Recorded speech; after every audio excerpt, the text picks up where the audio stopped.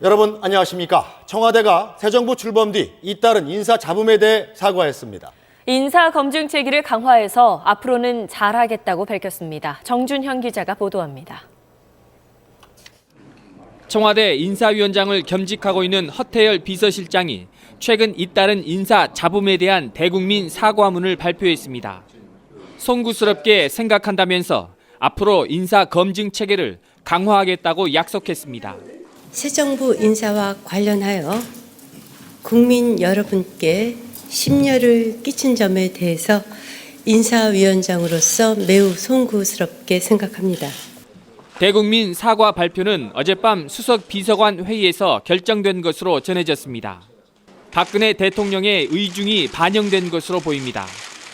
김행 청와대 대변인은 야당과 여권 일각에서 제기하고 있는 인사검증 책임자에 대한 문책 요구와 관련해 오늘 사과로 가름한다고 말해 추가 낙마 같은 사태가 일어나지 않는 한 문책은 없을 것임을 분명히 했습니다. 청와대는 내일 인사검증 체계 강화를 위한 개선책을 발표할 예정입니다. 지난 25일 한만수 내정자의 사퇴로 공석이 된 공정거래위원장에는 노대래 전 방위사업청장이 내정됐습니다. 대기업 집단이 갖는 이런 장점도 또 있습니다. 그런 장점은 살리되 잘못된 것은 과감하게 시정을 해나가야 된다 이렇게 생각을 합니다. 민주통합당은 청와대 인사잡음 사과에 대해 진심 없는 대독 사과라고 비판하면서 대통령의 직접 사과와 책임자 문책을 거듭 요구했습니다. SBS 정준영입니다. 청와대가 사과한 뒤 2시간쯤 지나서 새 정부 들어 처음으로 여당과 정부, 청와대의 지도부가 한자리에 모였습니다. 국정운영 또 인사에 대한 쓴소리가 이어졌습니다. 김수영 기자입니다. 새 정부 출범 33일 만에 열린 5위 당정청 워크숍. 여당 대표와 국무총리, 대통령 비서실장 등 고위 인사 67명이 한자리에 모였습니다. 당정청 소통과 협조를 통해 성공한 정부와 대통령을 만들자고 다짐했습니다. 당정은 수시로 모임을 갖고 조율해 나가야 합니다. 우리 모두는 한 배를 타고 있다고 생각을 합니다. 청와대 비서실은 대통령 보좌에 미흡했다며 고개를 숙였습니다. 비서실이 제대로 대통령을 잘 보좌하고 있는가 하는 미흡한 점이 많았다는 것도 솔직히 여러분한테 답변을 드립니다. 국정 운영 과제를 점검하는 비공개 토론이 시작되면서 여당 의원들의 쓴소리도 시작됐습니다. 창조 경제를 국민들이 잘 모른다. 우리도 국회의원들 답하기 어려운데 쉽게 설명해봐라. 특히 잇따른 장차관 낙마 사태와 관련해 인사 시스템 개혁을 요구하는 목소리도 터져나왔습니다. 검증 철저하게 해야 된다 이런 이야기. 또 민정수석도 그 점을 좀 송구스럽게 생각한다고 다시 이야기를 했고. 국정협업체제를 구축하기 위해 당정청은 앞으로 1년에 2차례씩 토론을 정례화하기로 했습니다. SBS 김수영입니다. 연일 도발 위협을 이어가는 북한이 오늘은 한반도 상황을 전시 상황이라고 규정했습니다.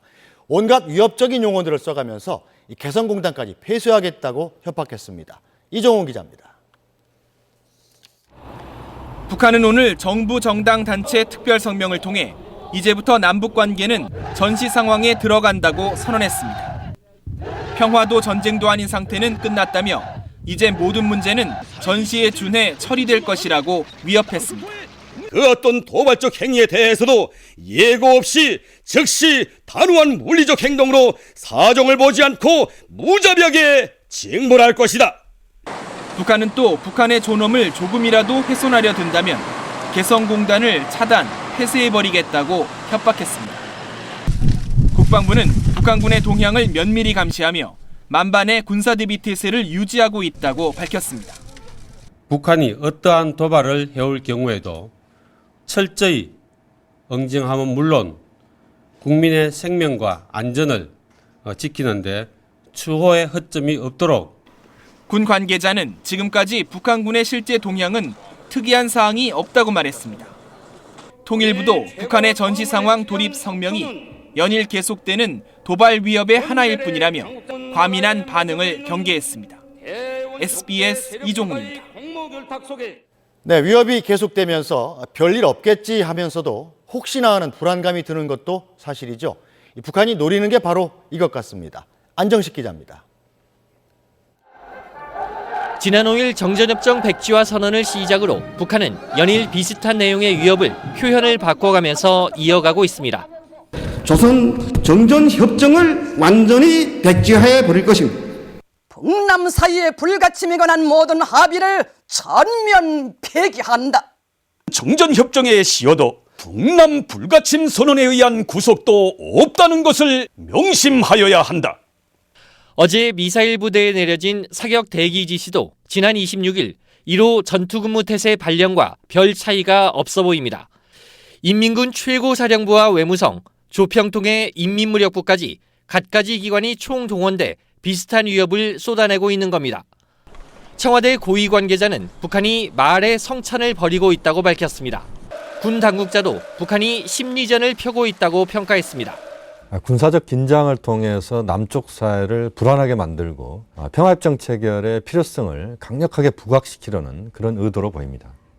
전문가들은 남북 간의 전면적 군사 충돌 가능성은 높지 않지만 서해 5도에 대한 국지 도발이나 중장거리 미사일 발사 등 제한적 도발 가능성은 배제하지 않고 있습니다. SBS 안정식입니다. 500만 원으로 1억 3천짜리 집을 살 수 있다면 믿어지십니까?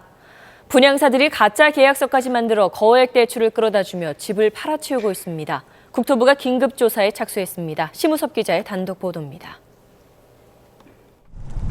경기도 고양시의 한 신축 빌라 분양사무실. 빌라 한 채의 분양가는 1억 3천만 원. 가진 게 500만 원뿐이라고 하자 먼저 전세자금 대출을 권합니다. 은행에서 대출을 받을 수 있게 가짜 전세 계약서까지 만들어준다고 합니다. 받기 위해서 필요한 전세 계약서라든가 이런 진행 과정은 저희가 도와드리는 또 저희 집을 계약하신 분의 입장에서 금리가 최고 낮은 쪽으로.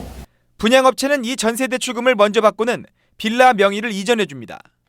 그리고는 제2금융권에 주택담보대출까지 다시 알선해 잔금을 치르게 합니다. 그쪽에서는 저희가 대출을 풀어가는 방법을 알게 되는 거잖아요. 구체적인 거로 굳이 다른 팀에 가서 말씀을 안 해주셨어요. 분양업체가 공인중개사, 은행 담당자와 한몸이 되어 대출 브로커 역할까지 하는 겁니다. 분양업체라든지 그런 부동산 업체하고 그런 관계에서도 아무래도 뭐 커미션이 오고 갈 수 있는데 그렇기 때문에 그 은행이랑 결탁해서 그렇게 할 수가 있겠다. 꼬드김에 넘어가 끝내 무리수를 둔 입주자들. 얼마 안 가 내 집 마련의 꿈은 악몽으로 변합니다. 말로만 듣던 하우스푸어로 전락하는 겁니다. 고향 인천 등 수도권은 물론 서울 시내 신축 빌라들에서도 이런 불법 대출은 만연합니다. 국토교통부는 불법 대출을 벌이고 있는 수도권 분양사무소, 공인중개사무소, 은행 등을 대상으로 전수조사를 벌일 예정입니다. SBS 심우섭입니다. 자동차가 온갖 첨단 시스템을 갖추며 진화하고 있지만 차량 도난이나 차량 내 귀중품 절도는 여전합니다. 경보기나 블랙박스 같은 장치들은 전혀 효과가 없는 걸까요? 장훈경 기자가 보도합니다. 모자를 눌러 쓴 남성이 주차된 차 안을 이리저리 살펴봅니다. 순식간에 유리창을 깨더니 가방을 훔쳐갑니다. 이 남성은 이런 수법으로 지난 반년 동안 금품 1억 3천여만 원어치를 털었습니다. 지하주차장을 서성이던 남성이 주차된 차 안에서 가방을 가지고 나옵니다. 범행에 걸린 시간은 5초 남짓. 석 달간 차량 50여 대를 털었습니다. 카센터 종업원으로 일을 하고 있는 친구한테 차량 문을 따는 기술을 배웠습니다. 그래서 보통 구형 자동차는 5초 정도면 문을 따고 공업사에 차를 맡겨 실제 차 문을 여는데 얼마나 시간이 걸리는지 알아보겠습니다. 정비사가 손을 몇 번 움직이니 차 문이 쉽게 열립니다. 인터넷에선 보험사 긴급출동 직원들이 고객들 차 문을 열어주는 방법이 담긴 동영상을 쉽게 볼 수 있습니다. 도난방지 경보 센서는 주로 손잡이 쪽에 붙어 있어 공구를 이용하거나 유리창을 깨면 속수무책인 경우가 많습니다. 구형차는 한 5초, 그리고 고가나 잠금 장치가 잘 돼 있는 자동차들도 30초면 열 수 있기 때문에 이 차문에는 빈틈이 있을 수밖에 없습니다. 유리창 진동을 감지하는 센서는 설치비가 들고 블랙박스 역시 복면으로 얼굴을 가리면 소용없다는 게 문제입니다. 지난해 차량 도난 신고는 8,900여 건. 차 문은 반드시 잠그고 무엇보다 차 안에 귀중품을 놓지 않는 습관이 피해를 예방하는 현명한 방법입니다. SBS 장훈경입니다.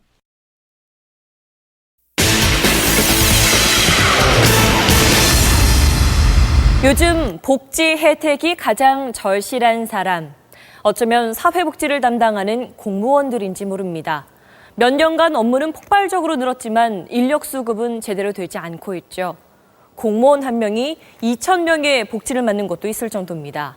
매일 야근을 해도 업무 처리는 늦어지고 민원인 중엔 흉기를 들고 찾아오는 사람도 있습니다. 유덕기 기자가 보도합니다. 30대 남성이 주민센터에 들어와 욕설을 퍼붓더니 흉기를 꺼내 위협합니다. 또 다른 주민센터에서는 술에 취한 남성이 옷을 벗고 난동을 부립니다. 대상은 모두 사회복지 담당 공무원. 복지 혜택 더 달라고 요구하다가 거절당하자 공무원을 위협하며 행패를 부린 겁니다. 일에 대한 스트레스도 스트레스지만 거기에 고질 민원과 진상 이런 부분에 대한 여기 오시는 분들은 거의 이제 바닥 사회에서 치면 힘드시고 본인이 어디 기댈 데가 없으니까. 사회복지 공무원의 업무는 하루가 모자랄 지경입니다. 전화 상담 수십 통은 기본에 민원인만 하루 평균 50명. 처리해야 할 행정서류는 쌓여만 갑니다. 아무리 바빠도 방문 상담은 미룰 수 없습니다. 하루에 많게는 6집, 적게는 이제 3집 정도 이렇게 다니고 있는데요. 이달 초 기준으로 이곳 주민센터 복지 공무원 1명이 관리하는 대상자는 무려 1,270명. 올해부턴 무상보육의 교육비 지원 사업까지 일이 더 늘었습니다. 그 직원 같은 경우는 월화수목금 다 야근을 했었고 이제 업무가 힘들다고 이제 주변 사람들한테 하소연도 많이 했었고 또 근무하면서 쓰러져서 응급실에도 실려가고. 어려운 사람을 돌보고 챙기는 복지 공무원들. 정작 그들의 복지는 뒷전인 채 또 다른 복지 사각지대가 돼버렸습니다. SBS 유덕기입니다. 정부가 내놓은 대안은 일단 인력 충원입니다. 올해 안에 복지 담당 공무원을 2,300여 명 늘리고 자치단체도 인력을 재배치하고 있습니다. 이 정도면 충분한 걸까요? 심영구 기자가 취재했습니다. 서울의 한 주민센터. 일하는 공무원 수는 예전처럼 17명 그대로지만 업무는 달라졌습니다. 인력 재배치를 통해 복지 담당을 대폭 늘린 겁니다. 양적으로서 많은 도움이 되고 있죠. 똑같은 일을 한 명이 하는 게 아니고 이제 2명, 3명에서 이렇게 나눠서 하다 보니까. 그 덕분에 직접 대상자들을 찾아다니며 애로사항 듣는 일도 가능해졌습니다. 말동무에서 뭐가 필요한가 그렇게 와서 들어주고 하는 거 좋은 거죠. 주민등록 발급 같은 단순 행정 업무는 무인 민원 발급기 설치 등을 통해 부담을 줄였습니다. 올해부터 서울 시내 14개 자치구의 주민센터 96곳이 이런 방식으로 복지 인력을 늘려 운영하고 있습니다.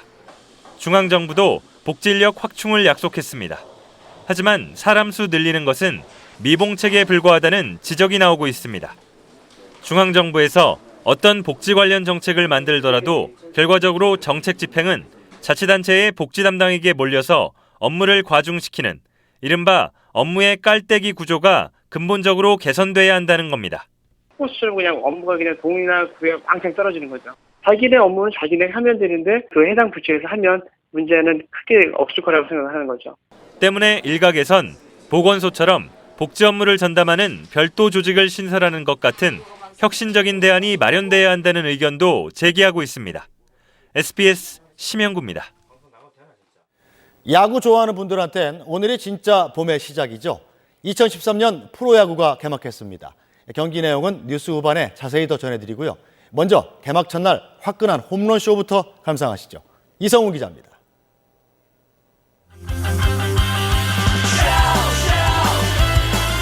아침 일찍부터 경기장 주변은 야구 팬들의 행렬이 꼬리에 꼬리를 물었습니다. 남녀노소는 물론 국적도 가리지 않았습니다. I live in Chuncheon. My team is the Doosan Bears.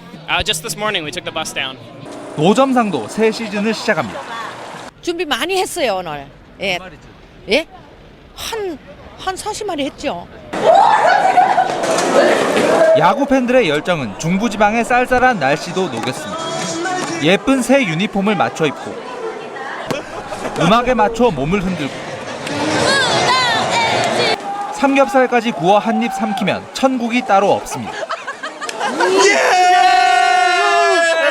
문학구장에 마련된 6명이 들어갈 수 있는 관람방은 가족 팬들에게 인기 만점입니다.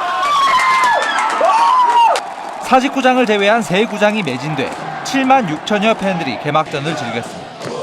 그라운드에선 홈런쇼가 펼쳐졌습니다.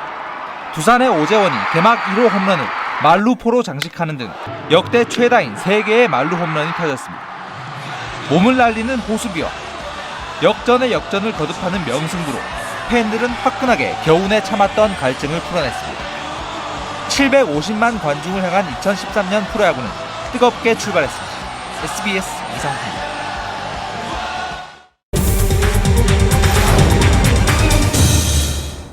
헬스클럽이나 어린이집 같은 아파트의 편의시설은 아파트 분양에 효자 노릇을 톡톡히 해왔습니다. 그런데 막상 입주한 뒤에는 이런 시설들이 오히려 애물단지가 되는 일이 속출하고 있습니다. 피해는 고스란히 입주자들 몫입니다. 장선희 기자가 현장을 취재했습니다. 경기도 남양주시의 한 아파트입니다. 입주 3년이 지났지만 단지 내 어린이집은 텅 빈 채 방치돼 있습니다. 부실 시공 탓에 시설 기준을 충족시키지 못했고 이후에도 시공사가 제대로 보수해주지 않았기 때문입니다. 분양할 때 어떤 미끼 상품으로 되어 있고 실제로 너무 하자가 많아서 그거를 보수하는 비용이 너무나 많이 들어요. 결국 입주민들이 가구당 월 3만 8천 원씩의 운영비를 내 아직도 보수 중입니다. 인천 송도 신도시의 이 아파트 단지는 입주 시작 넉 달이 지나도록 헬스클럽과 어린이 도서관을 개장하지 못하고 있습니다. 바로 옆 또 다른 아파트 역시 마찬가지입니다. 광고할 때는 되게 좋았죠. 왜냐하면 뭐 골프장 뭐 이런 것들 다 했는데 지금 안 하고 있잖아요. 운영 아무것도 안 하고. 현행법상 입주율이 절반을 넘지 못하는 경우 입주자 대표회의를 구성할 수 없어 편의시설을 운영할 수 없기 때문입니다. 초기에 너무 분양성만을 초점을 맞춰서 아파트 시설로 설계를 했다는 것입니다. 입주 시기에 도래해서는 운영은 하는데 현실적으로 어려운 부분들이 있는 게 지금의 상황입니다. 최근 분양한 동탄 신도시에서도 커뮤니티 시설의 대형화와 고급화는 핵심적인 분양 전략입니다. 하지만 분양가만 끌어올린 채 결국 애물단지로 전락할 위험을 늘 안고 있습니다. SBS 장선입니다. 우리나라에선 30여 년 전부터 웅담 채취를 위한 곰 사육을 허용해 왔습니다. 멸종위기종인데 웅담 빼내려고 죽인다면서 국제적인 비난을 받아왔는데 정부와 국회가 곰 사육 금지를 추진하고 있습니다. 유병수 기자입니다. 비좁은 우리 창살을 치고 서 있는 반달곰. 농장이 곰들을 사육하는 이유는 쓸개, 즉 웅담을 팔기 위해서입니다. 한 마리에서 나오는 웅담의 가격은 1,000만 원가량. 하지만 10살이 넘어야 도축 허가가 나오기 때문에 최소 10년 사육비만 2천만 원이 듭니다. 오랜 기간 동안 사육을 하게 되니까 그 사육비가 만만치 않지 않습니까? 그런 거를 농가가 부담해가면서 장기간 사육하다 보니까 농가의 손해가 이만저만이 아닙니다. 게다가 멸종위기종을 웅담 때문에 죽이는 나라라는 국제적인 비난도 적지 않습니다. 이에 따라 국회에서는 이달 초 곰 사육 금지 법안이 발의됐습니다. 환경부도 사육 금지 방안을 준비하고 있습니다. 곰 사육 정책을 폐지하는 방향이 바람직한 정책 방향이다 라는 부분에 대해서는 저희도 충분히 공감을 하고 있고요. 지난해에는 전국의 사육곰 1,000마리 모두를 대상으로 기초조사를 마쳤습니다. 하지만 사육이 금지되면 농장에 얼마나 보상할지, 사육되어 온 곰들을 사들여 어떻게 관리할지 등 풀어야 할 과제가 많습니다. 정부는 사들인 곰을 학술적인 용도로 기증하는 방안, 곰 공원을 만들어 일반에 개방하는 방안 등을 검토하고 있습니다. SBS 유병수입니다.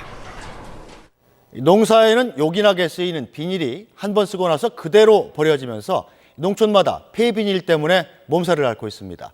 썩지도 않는 비닐이 한 해 15만 톤이나 전국의 산과 들을 오염시키는데 정부의 대책은 오히려 뒷걸음질 치고 있습니다. 이용식 기자입니다. 세종시 주변의 한 들녘. 제대로 걷어내지 않은 폐비닐이 밭동마다 수북합니다. 밭두렁 곳곳에 폐비닐이 묻혀있고 태운 흔적도 남아있습니다. 야산에는 몰래 버린 폐비닐이 가득 쌓여 있습니다. 겉으로 보기에는 이처럼 낙엽이 쌓여 있지만 속을 들춰보면 폐비닐이 가득히 감춰져 있습니다. 개천 곳곳에서도 떠내려온 폐비닐이 쉽게 발견됩니다. 썩지도 않고 아주 저거 없어서도 안 되는 거고 쓰레기 처리가 보통이 아니에요 저것도. 산불을 키우는 화근이 될 수도 있고 열차 운행에도 차질을 줄 수 있습니다. 지난해 3월 경춘선에선 철길로 날아든 폐비닐 때문에 전철 운행이 2시간 이상 지연되기도 했습니다. 지난해 폐비닐 발생량은 33만 톤이지만 수거량은 17만 8천 톤에 불과해 15만 톤가량이 버려지고 있는 겁니다. 농촌 인구가 고령화되면서 폐비닐 수거까지 챙길 일손이 부족한 게 가장 큰 원인입니다. 친환경 비닐가 나와가지고 자연적으로 분불되면 좋지. 폐비닐이 늘고 있지만 환경부는 지난해 51억 원이던 폐비닐 수거 지원금을 올해 44억 원으로 삭감했습니다. 정부의 폐비닐 수거 의지까지 후퇴하면서 곳곳에 버려진 폐비닐이 산과 들을 오염시키고 있습니다. SBS 이용식입니다. 중앙선관위가 선거운동 기간의 제한을 없애는 법 개정을 추진하고 있습니다. 선거운동에 대한 규제는 대폭 풀고 대신 선거 비용을 철저히 관리하겠다는 겁니다. 남승모 기자의 단독 보도입니다. 중앙선관위가 각 정당에 배포한 선거법 개정 의견서입니다. 대선은 23일, 총선은 14일인 공식 선거운동 기간을 폐지하는 게 핵심입니다. 선거 당일만 빼고 언제든지 선거운동을 할 수 있도록 허용하겠다는 겁니다. 선거 180일 전부터 광고나 인쇄물 등의 사용을 제한한 선거법 조항도 폐지 또는 완화하기로 했습니다. 선거운동에 대한 규제를 대폭 푸는 대신 선거 비용 한도를 지키도록 철저히 관리해 선거 과열을 막겠다는 구상입니다. 선관위는 지나친 규제로 불법 선거 사례가 많아지면서 뒤따르는 사회적 비용을 줄이기 위해 제도 개선이 필요하다는 입장입니다. 미국은 선거 비용의 모금 과정만 제한할 뿐 선거운동의 방법과 기간엔 제한이 없습니다. 독일은 선거운동 기간과 비용을 정당 간 자율협정에 맡기고 있습니다. 그러나 선거비용 상한선과 명확한 지출 기준을 마련해 국회의 동의를 얻는 것이 선결 과제입니다. 여러 가지 선거 비용의 과다성, 그리고 치열하게 경쟁을 하다 보면서 마타도아라든지 아니면 비방선거가 강화될 수 있는 요소들, 이런 것들은 촘촘하게 선거법으로 견제할 수 있는 장치가 만들어져야 된다고 봅니다. 선관위는 다음 달 재보선이 끝나는 대로 공청회 등 의견 수렴을 거쳐 선거법 개정 의견을 확정할 예정입니다. SBS 남승모입니다. 증세는 하지 않되 탈세를 막고 고액 자산가에게 철저히 세금을 물리겠다. 새 정부의 이런 세정 방침 때문인지 요즘 자산가들의 달라진 움직임이 눈에 띄고 있습니다. 보도에 박상진 기자입니다. 서울 강남의 한 은행, 프라이빗 뱅킹센터에 최근 외화예금 문의가 부쩍 늘었습니다. 이 센터에서 관리하는 외화예금은 지난해 750만 달러였는데 올 들어 약 1,000만 달러로 늘었습니다. 절세와 안전자산 확보 차원에서 골드뱅킹이 지난해보다 2배 정도 증가했고 또 외화예금이 40%의 증가세를 보이고 있습니다. 시중은행 외화예금은 올 들어 증가세로 반전하더니 지난달 말 현재 346억 달러로 늘어났습니다. 금융소득과세 기준이 이자와 배당소득을 합쳐 2천만 원으로 내려가자 환차액에 대한 이자는 없고 원화예금보다 이자가 낮아 과세가 적게 되는 외화예금에 돈이 몰리고 있는 겁니다. 은행 예금마저 빼서 현금을 갖고 있으려는 움직임이 일면서 개인 금고 시장도 호황입니다. 백화점의 이 금고 판매장에선 5만 원권으로 최대 16억 원까지 들어가는 수백만 원짜리 금고가 매달 수십 개씩 팔리고 있습니다. 월 30대에서 40대 정도 판매되고 있으며 작년 대비해서 2배 이상의 매출을 올리고 있습니다. 김덕준 국세청장은 지하경제 양성화의 표적으로 재산가의 불공정 행위와 변칙 거래를 지목했습니다. 복지 재원 마련을 위해 세수 확대가 시급한 과세 당국과 세금을 회피해보려는 쪽에 쫓고 쫓기는 싸움이 시작됐습니다. SBS 박상진입니다. 실버 시장이 점점 커지고 있습니다. 그리고 그 안에서 소비뿐만 아니라 생산 쪽에서 활약하는 실버들이 늘고 있습니다. 젊은 층과 경쟁하거나 충돌하지 말고 은퇴자의 일자리 문제를 실버 시장 안에서 해결하자는 겁니다. 시리즈 두 번째 시간 홍순준 기자입니다. 놓고 차고 놓고 찍고 놓고 차고 60대 주부들이 구호에 맞춰 댄스 동작을 따라합니다. 흘러간 음악에 움직임은 빠르지 않지만 열정은 젊은이 못지 않습니다. 선생님 역시 60대. 10년 전 공무원을 정년퇴직한 김진양 씨는 중장년층이 선호하는 라인 댄스에서 제2의 인생을 열었습니다. 정년퇴직하고는 내가 하고 싶은 일을 좀 재밌게 하고 싶다 해서 이 실버 댄스, 라인 댄스를 하게 되었습니다. 반응은 폭발적입니다. 나이가 들으시다 보니까 저희 몸 동작을 이해를 많이 해주셔서 괜찮은 것 같아요. 건강상담사 조명숙입니다. 고객님 무엇을 도와드릴까요? 간호사 출신 조명숙 씨는 지난해 10월 요실금 제품 전화상담센터에 취업했습니다. 의학 지식과 제품 설명은 물론 본인 경험까지 상담에 모두 동원됩니다. 젊은 사람들한테 얘기하려면 좀 쑥스럽고 그러신데 경험자구나 이렇게 생각하시기 때문에 또 스스럼 없이 말씀하시고. 소비자인 중장년 주부들의 반응이 좋자 회사는 시니어 상담사 8명을 더 채용했습니다. 2010년 현재 33조 원 규모인 국내 실버 산업 시장은 2020년이면 125조 원까지 커질 전망입니다.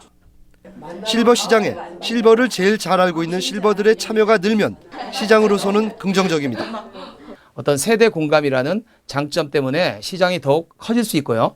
그다음에 은퇴자들의 어떤 일자리 문제를 이곳에서 해결할 수 있는 그런 또 비즈니스 모델로 발달할 수도 있다고 봅니다. 실버 시장에서의 틈새 직업과 고급 실버 인력 개발이 고령화 사회가 나아갈 방향으로 제시되고 있습니다. SBS 홍순준입니다.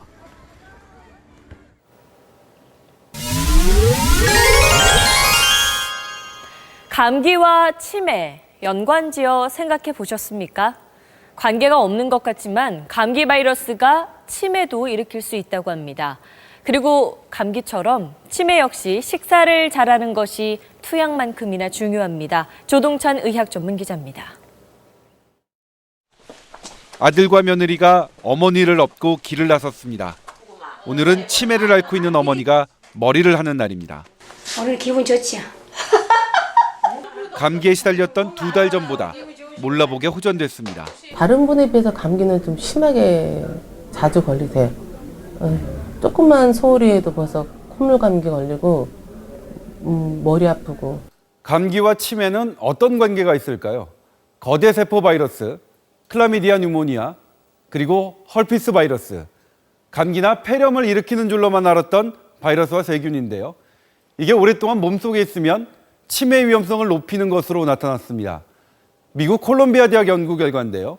세균이나 바이러스에 오랫동안 감염된 사람은 치매 위험성이 25%나 더 높았습니다.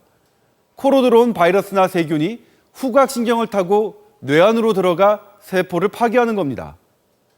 석 달 만에 병원을 찾은 치매 환자 모습에 담당 의사마저 놀랍니다. 진짜 이 살도 많이 찌셔가지고 얼굴도 주름이 다 펴지셔서 보톡스 맞으신 것 같아요, 얼굴에. 기억력까지 좋아져 무엇을 먹었는지 정확히 말합니다.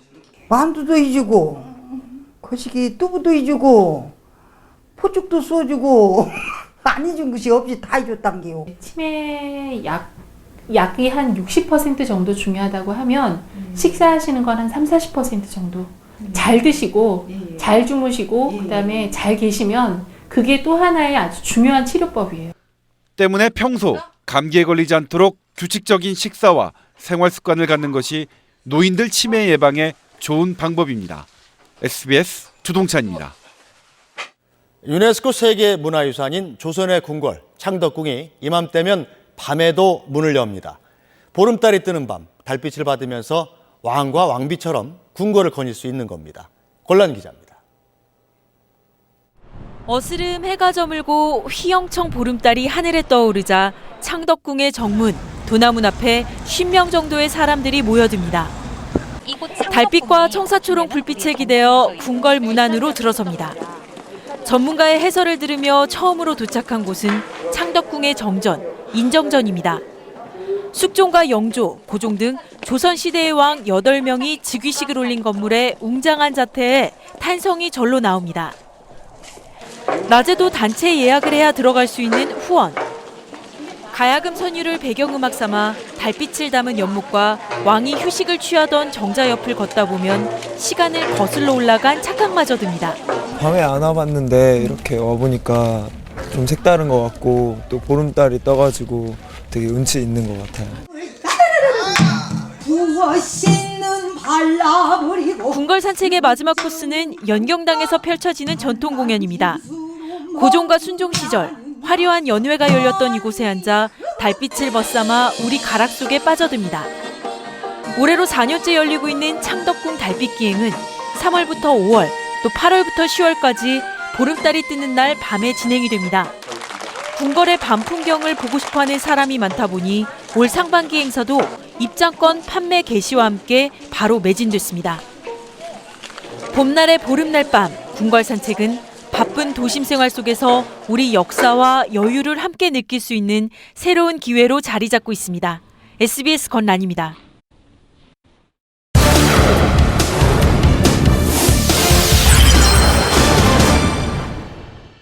일본의 상징인 후지산에서 이상징후가 계속 나타나고 있습니다. 미세 지진이 급증하고 또 호수의 물이 갑자기 사라져버리는 일이 생기고 있는데요. 후지산이 다시 폭발해서 대형 재난이 발생할 수 있다는 조짐이 곳곳에서 감지되고 있습니다. 도쿄 김승필 특파원입니다. 일본 도쿄 근교의 관광지인 하코네, 후지산과 30km 정도 떨어져 있습니다. 수증기와 유황가스가 뿜어져 나오는 활화산지대인데 지난달 특이한 징후가 발견됐습니다. 국지적인 미세지진이 평소보다 10배나 넘게 급증했습니다. 하루 동안 150회 이상 발생한 날도 있었고 이 때문에 관광 케이블카 운행이 한때 중단되기까지 했습니다. 富士山も噴火するかしないかって言われてるし、ちょっと不安ですね。 이 지하 10km 부근에 마그마가 형성되어 있는데요. 최근 빈번하게 일어나고 있는 지진은 이 마그마의 활동과 관련이 깊은 것으로 추측되고 있습니다. 이달 초엔 후지산 주변 가와구치 호수가 갑자기 바닥을 드러냈습니다. 멀쩡하던 호수 수위가 한순간에 4m 이상 떨어지는 이상한 일이 벌어진 겁니다.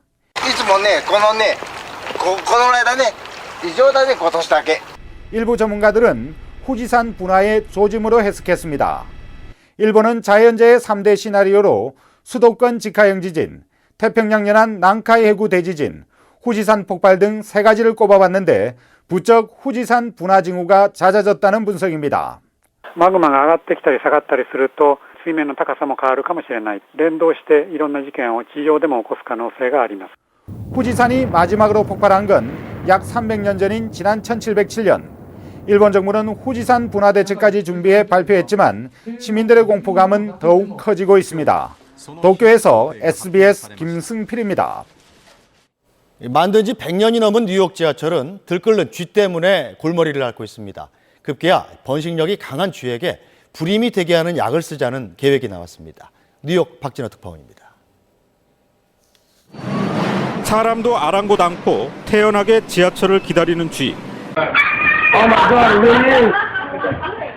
객차 안까지 들어와 소동이 벌어지기 일쑤입니다.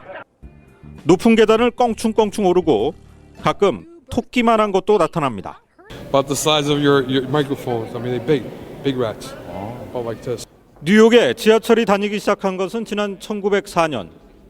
이렇게 무슨 문화유적처럼 보일 정도로 낡고 지저분하다 보니 사람만큼 많은 쥐가 산다고 해도 과언은 아닙니다.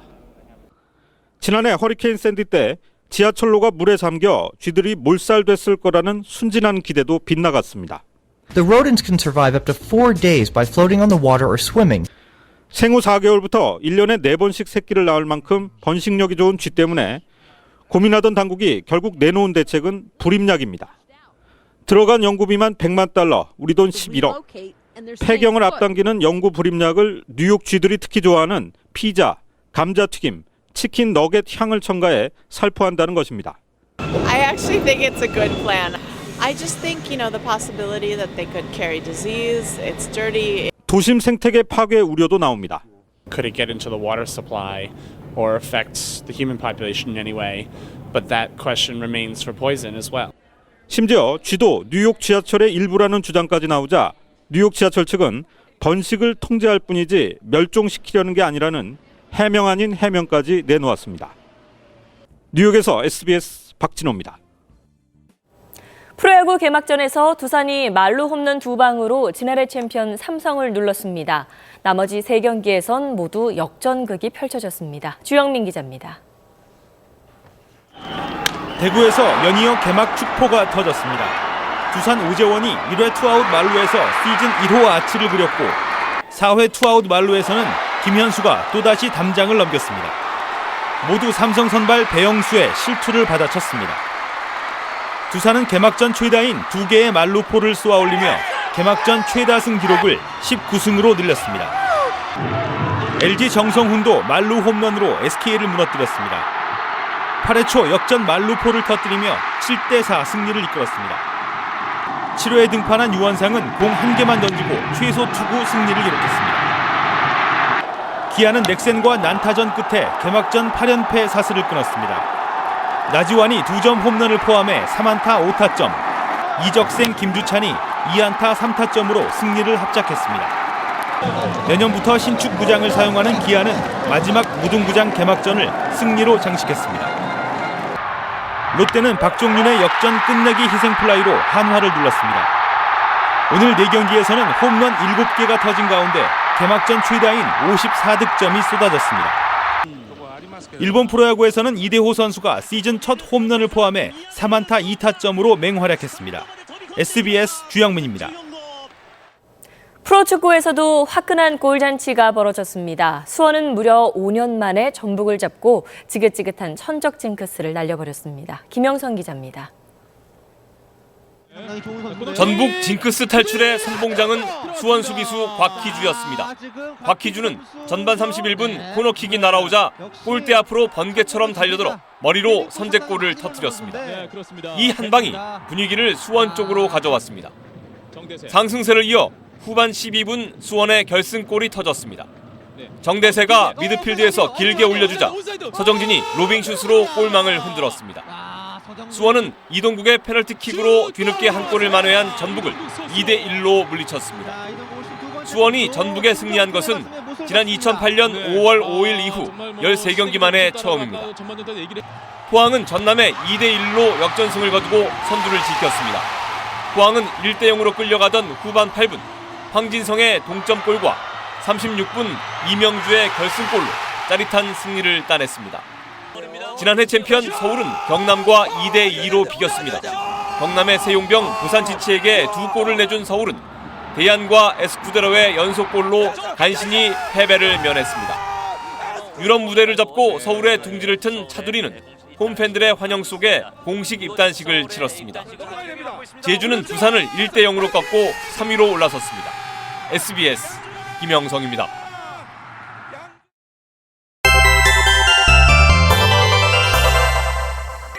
오후부터 봄비가 내리기 시작했는데요. 밤사이에도 곳곳에 빗방울이 떨어지겠습니다.